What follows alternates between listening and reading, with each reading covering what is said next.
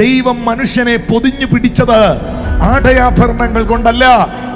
ദൈവം മനുഷ്യനെ പൊതിഞ്ഞു പിടിച്ചത് ഈ ലോകത്തിലെ ഏതെങ്കിലും വസ്തുവകകൾ കൊണ്ടല്ല. ഒരമ്മ ഒരു കുഞ്ഞിനെ ഒരു ടവൽ കൊണ്ട് പൊതിഞ്ഞു പിടിച്ചിരിക്കുന്നത് പോലെ ദൈവം മനുഷ്യനെ പൊതിഞ്ഞിരുന്നത്, കവർ ചെയ്തിരുന്നത് അവന്റെ തേജസ് കൊണ്ടാണ്. പാപത്തെക്കാൾ മുൻപ് തേജസ്സായിരുന്നു ഉണ്ടായിരുന്നത്. പാപം ചെയ്തപ്പോൾ മനുഷ്യന് നഷ്ടപ്പെട്ടത് തേജസ്സാണ്. പിശാചിന്റെ ലക്ഷ്യവും അതുതന്നെയായിരുന്നു. പിശാചിന്റെ ലക്ഷ്യം ഇവന് ഏദനിൽ നിൽക്കുന്ന ആപ്പിള് കിട്ടരുതെന്നല്ല. പിശാചിന്റെ ലക്ഷ്യം ഇവൻ ഏദൻ തോട്ടത്തിൽ നിന്ന് പുറത്താകണമെന്നും ഒന്നുമല്ല.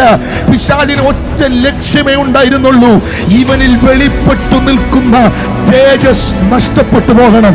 ഇവനിൽ വെളിപ്പെട്ടു നിൽക്കുന്ന ദൈവ മഹത്വം ഇവനെ വിട്ടുപോകണം. കാരണം തേജസ്സിൽ നിന്ന് മനുഷ്യൻ, ശ്രദ്ധിച്ചു കേൾക്കണം, പെന്തിക്കോസുകാർ ശ്രദ്ധിച്ചു കേൾക്കണം, വിശ്വാസികൾ ശ്രദ്ധിച്ചു കേൾക്കണം, എല്ലാവരും ശ്രദ്ധിച്ചു കേൾക്കണം. തേജസ്സിൽ നിന്നവൻ രോഗിയല്ലായിരുന്നു.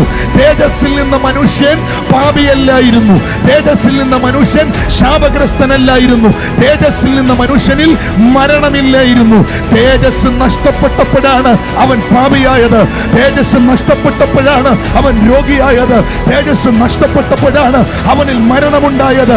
എന്നാൽ നഷ്ടപ്പെട്ട തേജസ്സിനെ മനുഷ്യനിലേക്ക് തിരികെ കൊണ്ടുവരാൻ, അവനെ സൗഖ്യമാക്കാൻ, അവനെ വീണ്ടെടുക്കാൻ, അവനെ രക്ഷിക്കാൻ, അവന് നിത്യജീവൻ ഉണ്ടാകാൻ ദൈവം തന്റെ പുത്രനെ ഈ ഭൂമിയിലേക്ക് അയച്ചു. എന്തിനു വേണ്ടി അയച്ചു? മണ്ണിൽ നിന്നല്ല അവനെ എടുത്തത്, വിണ്ണിൽ നിന്ന് അയച്ചു. അവൻ തേജസ്സിന്റെ കർത്താവായി ഈ ഭൂമിയിലേക്ക് വെളിപ്പെട്ടു.